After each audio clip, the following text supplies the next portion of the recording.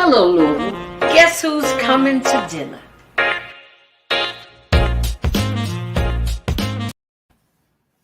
Hello, Louisville. It's Friday. It's 4th of July weekend, and we got fireworks in the house. This is going to should be an exciting weekend. This is one of the first weekends that it seems like the whole country is ready to celebrate. You know, to come outside, to take off the mask, to see people's smiles, to see family members they haven't seen in a while. It's a time for celebration, you know, but not too fast, because now you see some other little variants and stuff are lurking around in the dark. So you still have to be very careful. And if you haven't had your shot, you need to go get that shot. Because some people, they might love you, but they might not want to be around you if you haven't had your shot. I mean, it's serious like that. So today, I wanted to start the festive weekend off with a few members of the famed and fabulous WLOU. 1370 on your radio dial. We're going to talk about the past.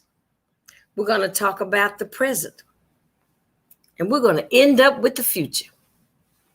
And so I'm going to introduce my guests to you this evening, and then I'll kind of go at each one of them as I see them. This is me, as I see them in the realm of it all, of where the station is going. It's part that it's going to play in the community and what they foresee. First, let me bring to you the new owner of WLOU and a new friend I hope that I have made. And that would be Mr. David Smith. How are you, darling? Hi, Janice. It's good to see you, and thanks for having me tonight. Well, thanks for saying that you'd be here. You know, we've been in touch with each other probably more than most people all year long, huh? Probably in the last couple of weeks we have. Yeah. So I met. I have to tell my audience I was turned on to David first when I heard an interview that he did on the radio station with a young lady that's doing. Your recording has reached the maximum length. Okay. Well, that I should turn it off. That's also one of your personalities there at WLOU. I saw her click in. Crystal, wherever you are, honey, come out. And that would be Miss Crystal Gardner. Hey. Good.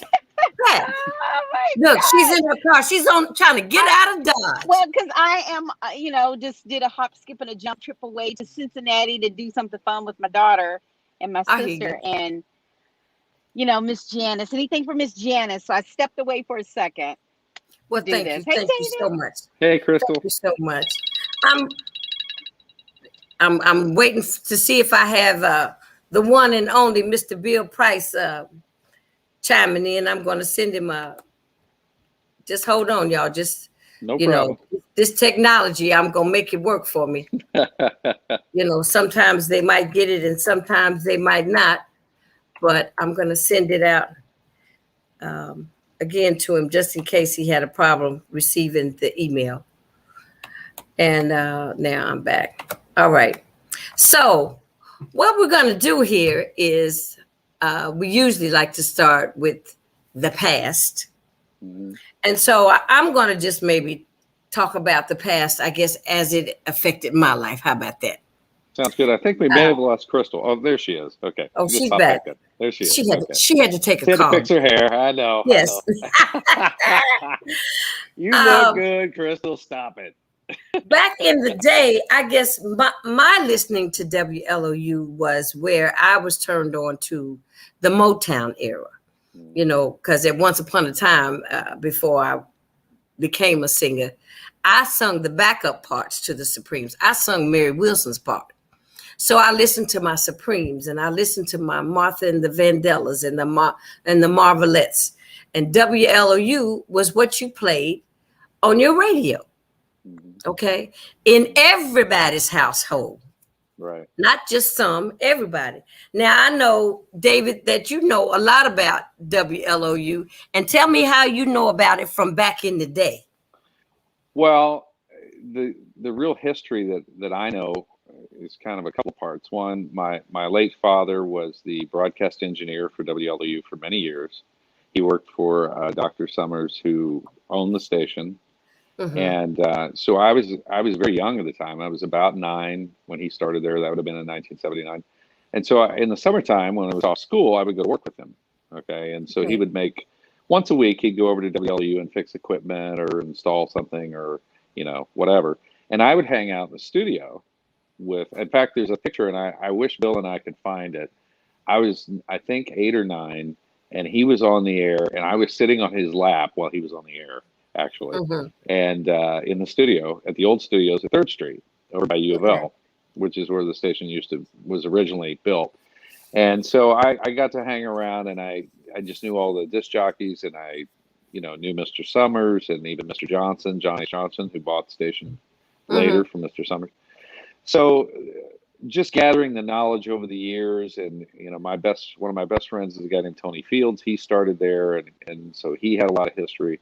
And there's so many people that Dawn G, it's a good friend who worked there. So I didn't know Dawn G had worked at WLOU. Yeah, she started at LOU. Maurice Herod was there. Maurice actually gave me my first FM radio job, and he was there, and so and actually there's a couple of people that are still with us. Bill Price is still there. He's in sales now, and Vivian Ogburn, who's my business manager for our entire company. I went to high school with Vivian. Yeah, Vivian's great. So she actually works side by side with me. She's our corporate business manager now. So anyway, that's how I know a lot of the history. But going back, I mean, the station came on some 70 plus years ago. A little bit of an unknown fact about it. It was originally, when it came on, it was a country station for 1 year. And it didn't work, and they turned it off. And a guy named Mr. Ronseville bought it and turned it back on as an African American station, and that was in the early 50s. Okay. And Ronseville was a white guy, not like myself, and so you're kidding. Yeah, really. I was at a lunch. I got to tell you real quick. I was at a luncheon yesterday, and they said, "Could the owner of WLU stand up?" And I stood up, and everybody was still looking around, like, "Where is still looking for?" Yeah, still looking for it. So I'm like, "That ain't right. That ain't right." That's funny. So anyway, but you've got another veteran there. You've got Mr. Archie Dale. Yeah, Archie Dale. I was going to talk about Archie here in a minute. The funny thing about Archie is he never worked at WLU, and Archie, I don't think he would mind me telling this story. Archie worked, he had his own station for a while that I started at, WDGS 1290 AM back in the 80s. And then he ran WLLV, our sister station, for a long time.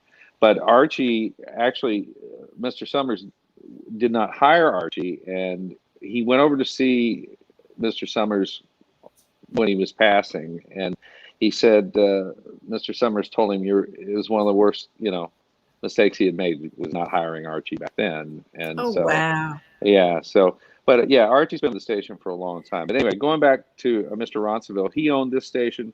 He owned WCIN in Cincinnati. He owned 4 or 5 other stations that were the heritage African-American stations around the country. And so Mr. Summers was his manager. And then over time, he sold WLOU to Mr. Summers. And so that's how the station started originally. Okay, so now let's just move to the present. This is where we are now. A global pandemic, racial unrest, change, a shift in the dynamics in our society. Right. What role is the radio station playing? What do you foresee the station's role in this city?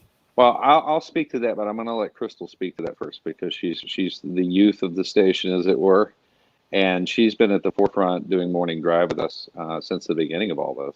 So, Crystal, if you don't mind, if you want to speak to that a little bit, and then I'll chime in. All right, Mr. David, I tell you, he is definitely the historian. If you want to know anything about anything in radio or TV, Mr. Useless David knowledge, Smith some of is it. the man. No, we appreciate that history. But Okay. I remember I had just come back to WLOU right at the beginning when the pandemic hit us in Louisville on the local Hmm. level. Because remember, before it hit Louisville, everyone was watching the map and it was showing where pandemic cases were popping up. And Hmm. I had just come back in February of 2020. Before I had come back, I had done 9 years as the midday radio announcer for WLOU when it was gospel. And so I came Right. back, I left to do my position of director of communications for Simmons College. And then I was gone for a little bit, but I'm telling you, honey, that radio bug just bit. I'm just like, it's like, I miss you. You And I were said, I miss you you were too. smitten, huh? Yes, I Smitten missed and it. bitten. Yeah, absolutely bitten. And then when I found out about David purchasing the station, I'm like, wow, this is so interesting. It's interesting how Yes. things come, back Full around. Because, circle. David Yeah. gave me my first job in media at a Oh, company wow. he owned, at his television station that he owned called Indiana 9. And I'm from Jeffersonville, Indiana. And Indiana Okay. 9, its niche was reporting news on just Southern Indiana, because so many times Southern Indiana information and news and information about our elected officials gets left out when it comes to Louisville news. So all that being said, me and David worked together. Wonderful memories, wonderful man. And then so I came back Oh, thank you. in February of 2020, and then David's like, Crystal, I'm concerned about this COVID-19. I know you got young children. Just go ahead and take a break, and then we'll resume. And so I came back in September of 2020, and it was just one of those things, like, coming back doing the morning show. And one of the things that I always tried to do with my program when I was on the air is be the voice for the community, lend my mic to allow the listeners to really talk about what they're feeling, what they're dealing with, and letting us know what's on their mind. We are the community station. We are the Right. people station. Exactly. And Yes. that's definitely what sets us apart from other media, other radio stations, is that we definitely are on the pulse of what's going on, and we had the freedom to be able to break regular programming. And sometimes David doesn't like me saying this, but kind of stretching out the talk breaks to, to have the discussions, but basically to kind of always try to check on what's on the minds and the hearts of the people. And we tried to do that. We tried to have conversations to see what people were feeling, what was going on with the Breonna Taylor. I think that's when was that when you, around that time when the Breonna Taylor decision was getting ready to come back, and then just talking about the pandemic and how it affect our communities and things like that. But Yeah, one of the definitely. things we did, not to interrupt, Crystal, that during Breonna Taylor was, it was very critical, and that the community heard what was going on, Yeah. especially for the voice of the family. And Mhm. so, the local television stations all broadcast the press conferences and things that went on. Right. But I can't say for sure, but I think we're one of the very few couple of stations that may have carried all of it, if not the only station that did. We Okay. would break programming when we partner with Wave TV, and Okay. Ken Savaji and who's the manager over there is great, and we work with him. So if they have breaking news that concerns the African American community, we stop the music and break in, and we rebroadcast what's going on. And that was very. You'll remember this, Janice, because back in the day, WLOU had a full-time news department, and so they Yeah. had hourly newscasts, local newscasts. And that's budget-wise, that's tough for stations. WLOU quit doing it years ago. A lot of stations did.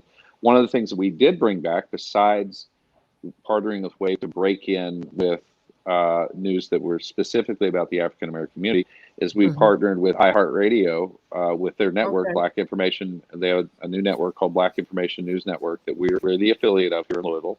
Okay. And the folks at iHeart here in Louisville were very kind to let us use that. It's usually pretty exclusive to their own stations, but they knew it was Okay. important to us, so they let us do it. So I thank them for it. And we run those newscasts every hour. It's a 1 minute. The truth is, and Crystal knows this, a a lot of times it sounds like a local newscast because there's so much going on in Louisville for the African American community, Right. especially with Breonna Taylor and so many other things. But the other thing we did, besides just rebroadcasting that, we went on when the decision came back. We had Mark Gunn and several others in the studio, Purvis, to take calls and discuss it. We want to be the voice of the community for, that's what the station always was. We want to continue to do that. Crystal does a great job with that in the morning, Purvis. They often have questions of the day, and they pose this was announced. Let's hear what you think about it. We always want to continue to do that. I can assure you this. I said this a million times, and Crystal's probably tired of hearing it, but I don't like saying that me and my business partner, I have a business partner, Pete Boyce, who co-owns it with me. He's retired. Mm-hmm. But we're stewards of the station, really, for the community. That's the way I look at it. We will always, always be the voice of the Black community like it's been for 70 plus years. I'm never going to change that. I can promise the community that as long as I'm alive. I can tell Thank you. Thank you very much. We appreciate that. We applaud you for that. So Thank you so much. And look, there's other African American stations here in Louisville do a great job. Okay, I worked at some of them, and some of our folks have worked at them. So that's nothing against the other stations in town at all. I believe we really serve a niche though of being the community voice. That is right. The people's, and so I chose to call it the People Station. That's our slogan because of that. And I wanted the community to know. And listen, we have a lot of Anglo listeners. WLOU always did. Right. So I can't tell you how many people come up to me, Black, white, and other, of hey, I love hearing the way it used to be, or close to it anyway. So we're committed to the community, and people like Crystal and Purvis. And Mark Gunn, who has been such a voice in the community for many, many years, and Angela, Bill Price's wife, Angela Lee, who does middays. So that's what we're planning to, that's what our plan is for the future. We just kind of reimagined the past, if you will, and said, okay, let's make the station sound modern. Right. And that was part of my goal was to, we built new studios, we put in new equipment to make it sound better. I have to come visit. Well, you mentioned 1350 is our AM frequency, but we're also on the FM dial at 104.7. Well, that just shows my age, David. That's okay. That's what they used to say was 1350. After I said it, I said, "Is it still 1350?" Yes, it is. It still is, and we do not go off the air at night anymore. It's so funny. People that are over the age of 40 will always say, you were mentioning it earlier, Janice, that at nighttime we would play Lift Every Voice, or better known as the Black National Anthem. Black National Anthem. And we'll go off the air. And Crystal, remind me that I think we need to play that every morning, a little piece of that at least. That would be so amazing. That would be so wake up to that. Yeah. Wake up to that, because I think it was such a little David Anderson would turn the station on and play that. Lord have mercy. Yeah. Can I share Sure, something that happened that was so dynamic today, and it really shows the power and reach of our radio station.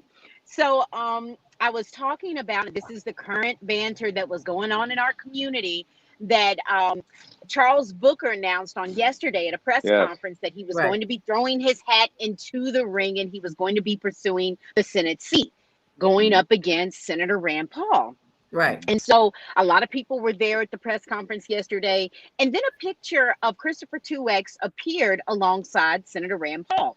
So quickly, everyone began to think, and I'm not going to lie, I got caught up in that too, thinking, well, why is Christopher 2X at an event with Senator Rand Paul? And then speculation began to grow that he was supporting Senator Rand Paul. Right. And so we began to have this conversation this morning on the air. And then I said, we know Christopher 2X. He's a friend of the station. Let's get him on the phone to figure out what was going on. Tell us the real story.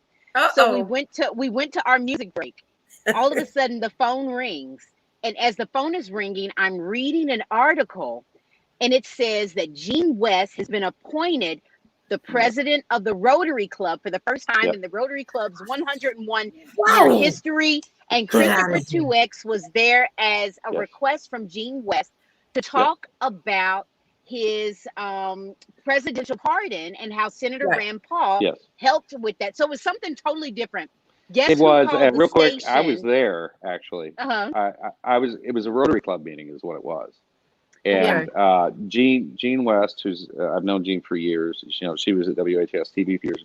Great lady, and I'm so proud that she got that opportunity. But when Chris was speaking, when Christopher Duex was speaking, they invited me because I David, WLOU. you gotta let her finish telling her story. Oh, okay. Well, I was just going to tell you. Chris made a point real quick. Made a point that he wasn't there politically. So I just wanted to say that. Go ahead. Okay. So the surprise was that's okay. The surprise was as soon as I finished reading the article, I see Purvis talking on the phone to someone, and I'm like, was that Christopher 2X? It was Jean West. Jean West is an avid listener of the radio station, and she called in to clear it up for us. And so we went ahead, put her on the air, and she went ahead and told the story. And I'm like, man, this is great radio. But moments like that, I live for an opportunity to talk about what is going on here locally. I mean, because I believe, David, we are among one of the only I know WDJX has a local morning show, but for us to have a live local morning show, that's what kind of gives us an edge. It's rare. There's a couple of stations, 99.7, 106.9, 107.7. But ours seems, but WLOU sounds like it's kind of interactive. It's live. It's in real time. Let's put it like that. It's not reality radio, but it can happen in real time because that's how connected the community is to the station. Well, it's often said that radio is the original social media. Okay. Oh, absolutely. And so, and Crystal does a good job of tying those things together. Well, I hadn't heard the story until just now. I just wanted to make. I was trying to clear up, but I didn't realize everything. Gene had invited several people to be there, and Chris and Rand Paul both were great together. They had worked on something together. I had no idea they were friends, but Chris said, "Hey, look, Christopher 2X didn't know that they were friends either." Well, they've been friends. But I'm just being facetious. No, I mean, he gave him. He helped get the pardon for him, and I think that was his way of trying to show the Black community of his being receptive to us. But what I would say is that Chris has known him for 9 years, and he made that clear. And he said, I'm here because of that, the pardon and some other things that they worked together on. But he did say Rand Paul had never asked him to do any political things for him. So I thought that was a fair thing to say. Okay. And but anyway, I'm glad Mr. Booker is running. I think that's great. I heard that. I didn't know he was announcing that yesterday. I think that's wonderful. I've met him. So I wasn't there as a supporter politically. I was there for Jean with the Rotary Club, just to be clear on my side. Wonderful. And she said that it was just a coincidence. She said they had that specific date planned since December. And so it was just a coincidence that both of those events were held on the same day. That's and it funny. just kind of said, Who'd have thunk it? Who'd have thunk all that like coincide with each other? Right. But we were able to clear that up for the community. That's good. It's WLOU is I was saying to David earlier, I said it is one of the main sources of our information. WLOU and the Louisville Defender, naturally, that have been around, and people like me, even though at my young tender age, I grew up with both of them. And how important they are to have in your homes, for even now that even you came back to the old school, right? Even though the gospel was fine, but even there was gospel when they first started before. Didn't the gospel come on after 6 o'clock or something like that? When they would come on the air, little David Anderson would come on, and they would do gospel in the morning to till about 10 a.m. And then there was a woman named Brenda Banks, 20th Century Fox, what I think they called her, and she did middays, and Bill was afternoons. And then later, Tony Fields took over. Little David came on earlier, and so they were doing regular programming at 6 a.m. And at one point, Tony, there was an article written about him in the USA Today. It was back in the 80s. That he had the biggest morning ratings in Louisville on WLOU, and it was some of the biggest ratings that an African American station had ever had in the country. And so USA Today did an article about WLOU and Tony about that. So You know, and Bill Price played a big part of that. Bill was, you know, the program director for many years for the station, and so we're all students of Bill in our own way. You know. Well, I was looking for him to be a part of this conversation. That something must have come up. Yeah. But you know, Bill Price, we have in common is Bill Price and myself are both in the Beach-a-Terracian Club. Gotcha. You know, both born in Beach Terrace, and there's a group where every year there's a reunion, but there's the old school Terracians. I say Beachitarians. It's cool for me. Right. But I was looking forward to him being on. And I wanted to say that the three of you and Mr. Dale is like that. When they say Kentuckiana, this is like an example of Kentuckiana.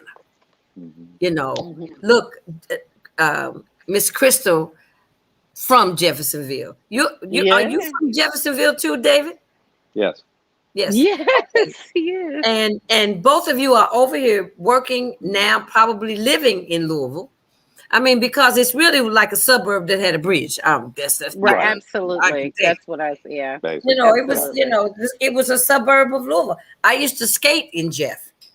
Now that's a long time ago, but I used to go roller skating.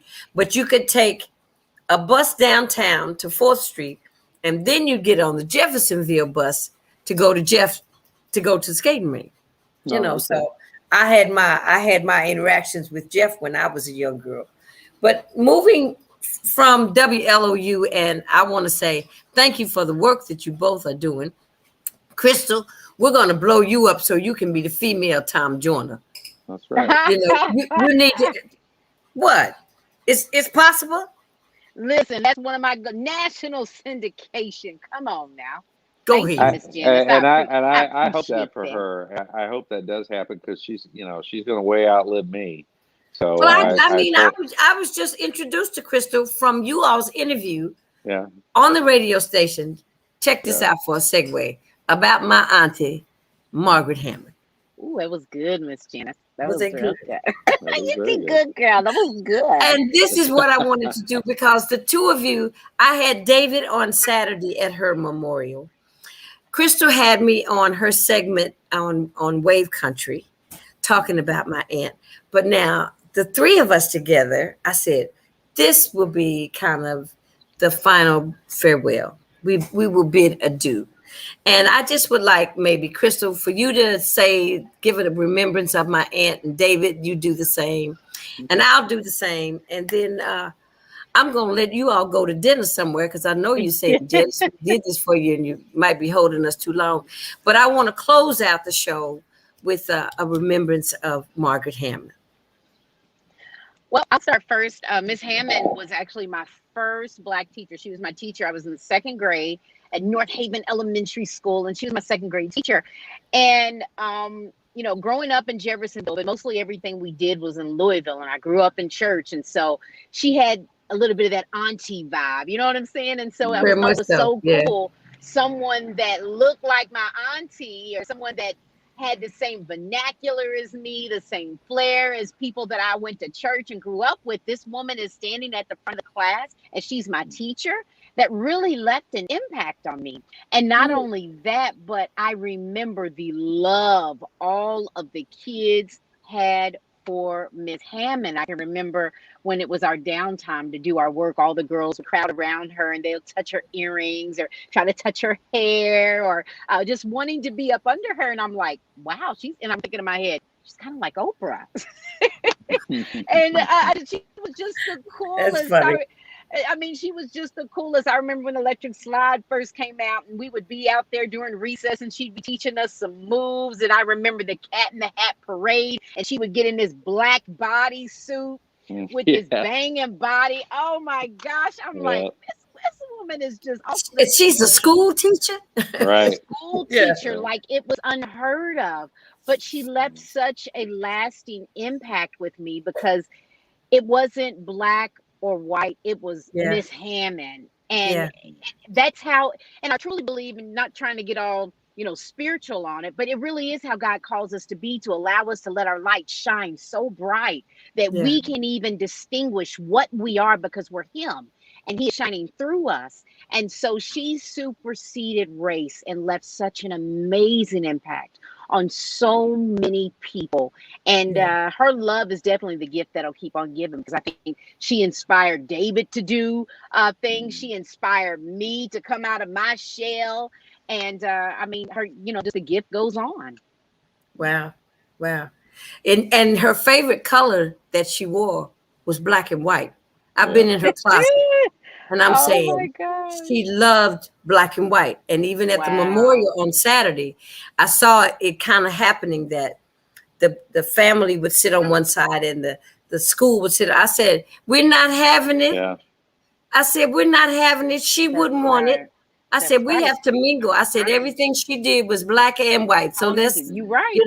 come together, integrate, move closer, sit next to, introduce yourself, because I found out that my auntie was bigger than life. Yeah.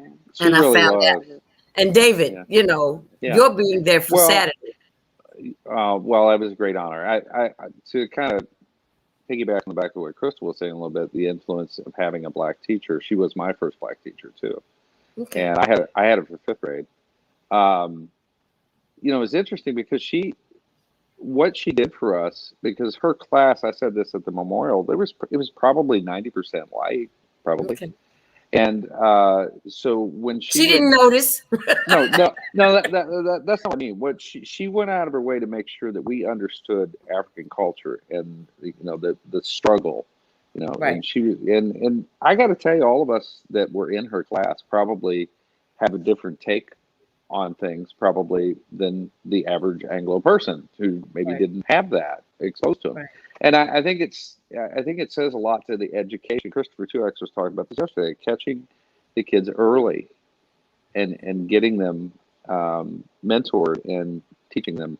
And that could be, he was speaking predominantly about the African American community, but I know he also meant for kids in general, Right. Because kids can get astray very quickly. And I think perception of things is developed at that time too. And I think what Miss Hammond did is she really developed the minds of that whole school, really, that we didn't see those color lines. Crystal and I both went to the same schools. We went to North Haven, River Valley, and Jeff High. And I know my experience at Jeff High, they were very diverse. All the schools were. Okay. And I never would have thought that. Yeah, they were. Just be honest with you, I never would have thought that. Would you agree, Crystal? I would say Jeff High. Oh my gosh. Yeah. Jeffersonville, it's very multiracial. Like there are a lot of interracial couples in Jeffersonville, a lot of biracial young adults now, because it's funny you should say that. When I was in high school, I remember the captain of the football team was dating, and I won't say her name, and I don't remember his, but everybody thought she was, she was smoking hot. I'm just going to say it that way. But she was black and he was white, and so that was very common in Jeffersonville. I mean, we were very integrated in our lives and friends. All of us were good friends. I can't speak of what Jeff High is now, but I can just only tell you when I was there. But Jeffersonville in general has a high density black population anyway, so it was part, and maybe a lot of people didn't know that. But anyway, Miss Hammond, I think, opened up that line of thinking and talking back then that affected a lot of people. So we'll miss her. I love her dearly. I'm really glad that you two had your conversation that led me to meet both of you and share my aunt's life with you. Her last graduation, I call it, with the two of you. And I want to say thank you both for joining me. I don't know what you're doing, but it's Friday. And guess who's coming to dinner? The guests have been Mr. David Smith. Thank you. Owner of WLOU, and Miss Crystal with her morning show on WLOU. Thank you both so much. Have a blessed, safe weekend. I'll talk to you both soon. Take care. Be careful. Thank you. Take care. All right. Well, how about that? That was wonderful. Bill Price, I missed you. Okay. We'll talk. I'll find out what's happening. But that was Mr. David Smith and Miss Crystal Gardner Spratt. And they are the new faces, along with Mr. Archie Dale and Mr. Bill Price and Mrs. Price over at WLOU, which is still one of our greatest sources of information in the African American community. We love WLOU. You know, everybody used to sing the song and remembers the music that was played, the music that we grew up to. You know, it was our soundtrack to our lives. So it was nice to have them both on to get the fireworks going for this weekend, for the 4th of July weekend. Okay, that's enough. It's Friday. Guess who's coming to dinner? Bon appetit. I'll see you on Monday. And that is a holiday. So you might have a surprise. Hello, Louisville. Guess who's coming to dinner?